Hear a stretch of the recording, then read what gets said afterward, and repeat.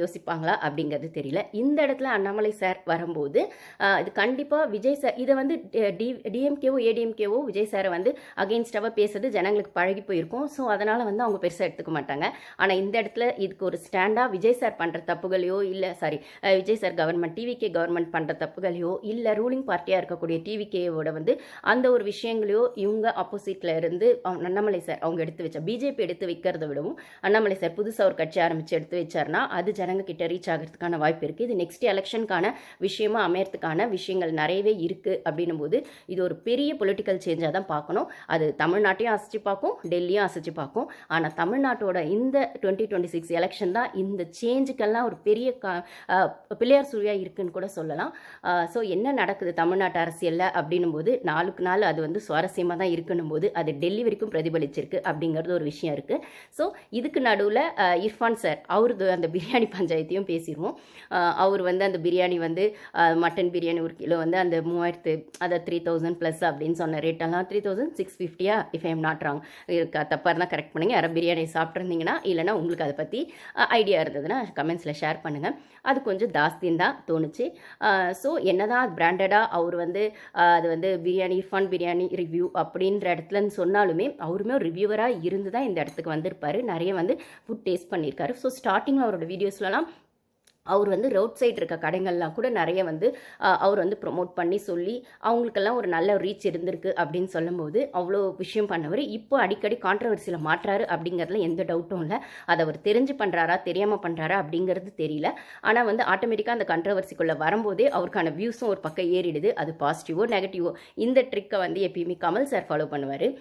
Kamal sir ஒரு படம் வருது அப்படின்னா அது கண்டிப்பாக கான்ட்ரவர்சி ஆய்தான் ஹிட் ஆகும். இது வந்து இதுவுமே அவர் பிளான் பண்ணி பண்ணுறாரா யதார்த்தமாக நடக்குதா அப்படின்னு தெரியாது. ஆனால் அவங்களே அந்த கான்ட்ரவர்சியை உருவாக்கி அதுக்கப்புறம் அது ஒரு வைரல் ஆகி அதுக்காக அந்த படத்தை போய் பார்க்குற மாதிரியோ இல்லை அப்படி என்னதான் அந்த படத்தில் இருக்குன்னு பேசு பொருளாமோ அது மாறும் அப்படின்னும் போது இர்ஃபான் சார் அதை கையில் எடுத்திருக்காரு தான் போல இருக்குது. இர்ஃபான் ப்ரோவும் ஏன்னா நானுமே நிறைய இர்ஃபான் வீடியோ வந்து ரொம்ப வருஷமாக ஃபாலோ பண்ணிருக்கேன். இப்போ ரீசன்ட் டேஸில் ஃபாலோ பண்ணுறதில்ல.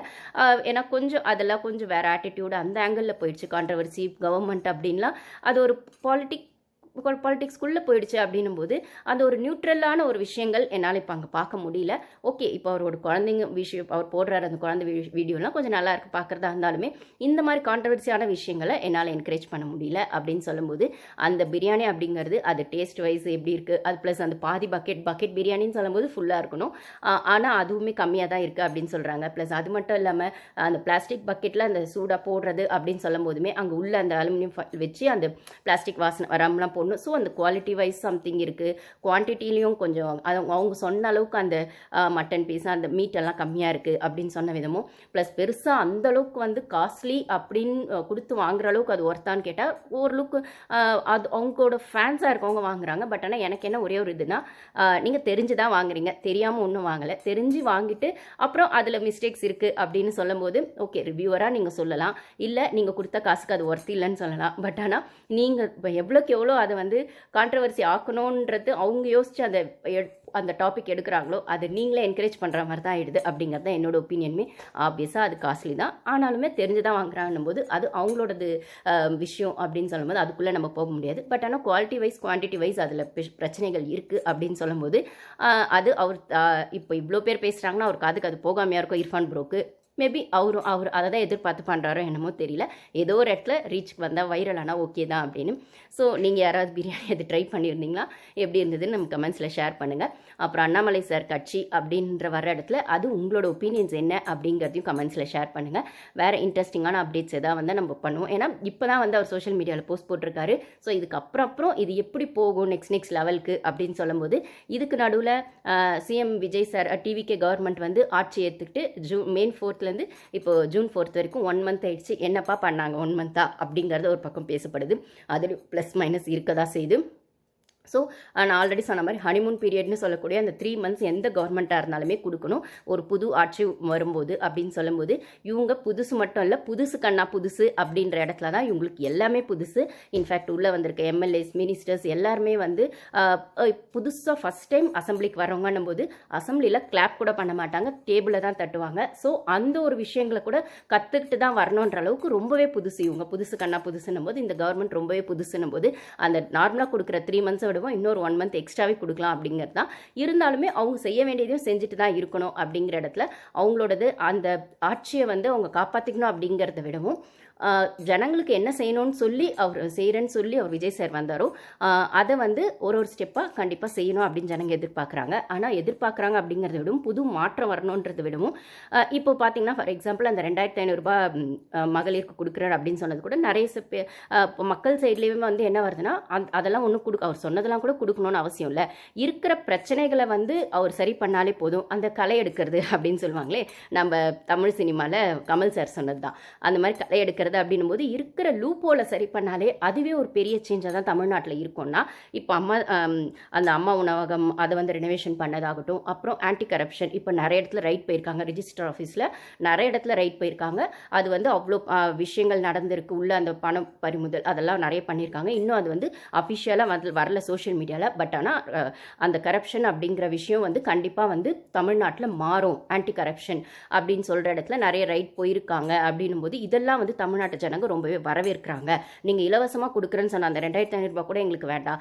அப்புறம் அந்த ஸ்கூல் பசங்களுக்குலாம் இருக்கிற அந்த ட்ரக்ஸ் விஷயங்கள் அதெல்லாம் வந்து அவாய்ட் பண்ணி அதெல்லாம் இல்லாத ஸோ பேசிக்காக அந்த லூப் ஹோல்ஸ் எல்லாம் சரி பண்ணாலே இந்த கவர்மெண்ட் வந்து ஜனங்க கிட்ட ஈஸியாக ரீச் ஆகிடலாம் அப்படின்னும் போது புதுசாக எதையும் செய்ய வேணாம், இருக்கிற ஓட்டைகளை சரி பண்ணாலே போதும் அப்படிங்கிற இடத்துல அவங்களோட ஒவ்வொரு ஸ்டெப்பும் கொஞ்சம் கொஞ்சமாக மூவ் பண்ணிட்டு இருக்காங்க அப்படிங்கிறதையும் பார்க்க முடியுது.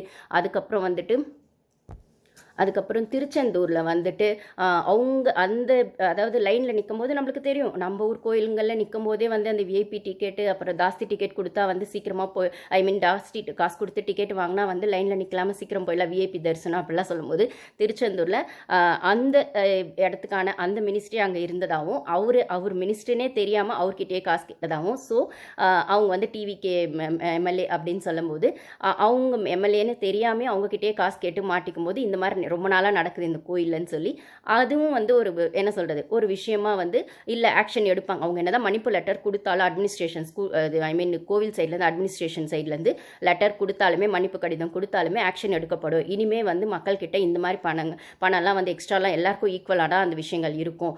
அதிகமாக காசு கொடுத்து டிக்கெட் வாங்குறது இந்த விஐபி தரிசனம் இதெல்லாம் அதாவது சைடில் வாங்குவாங்க இல்லைங்களா, நம்ம இல்லை நிறைய இடத்துல நம்ம தமிழ்நாட்டில் இது பார்க்கறது தான்.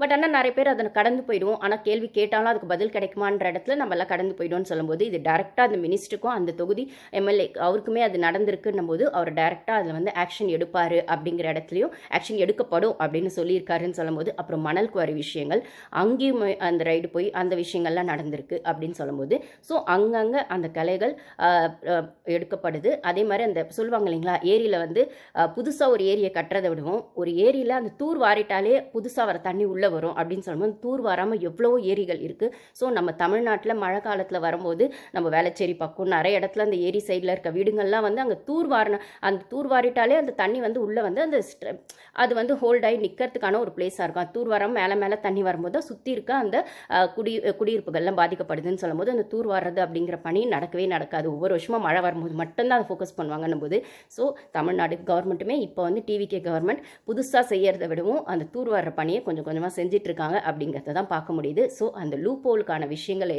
எடுக்க ஆரம்பித்தாலே அங்கே இருக்கிற அந்த ஓட்டைகளையோ இல்லை அந்த லூப் ஹோலை சரி பண்ணாலே இவங்க கவர்மெண்ட் வந்து ஜனங்கிட்ட ஈஸியாக ரீச் ஆகிடுன்னு சொல்லும்போது இந்த இடத்துல புதுசாக இன்னொரு கட்சி வரப்போகுது அப்படின்னு சொல்லும்போது அந்த கட்சி எந்த ஆட்சியாக மாறப்போகுது, இல்லை எந்த ஆட்சியை அவங்க தாக்க போகிறாங்க, இல்லை அந்த ஃபியூச்சர் எலெக்ஷன் 2029க்கான எலெக்ஷன் பார்லிமெண்ட் எலெக்ஷன் ஆகட்டும் இல்லை 2031க்கான இங்கே எலெக்ஷன் ஆகட்டும் ஸோ அவங்க எதை ஃபோக்கஸ் பண்ணி அவங்களோட அந்த புது கட்சியை வந்து உருவாக்க போகிறாங்க அப்படிங்கிறதே நம்ம வெயிட் பண்ணி தான் பார்க்கணும். ஸோ இந்த சுவாரஸ்யமான அரசியல் விஷயங்களை தெரிஞ்சுக்கணுன்னா நம்ம சேனலை ஃபஸ்ட் டைம் பார்க்குறவங்க சப்ஸ்கிரைப் பண்ணி வச்சுக்கோங்க.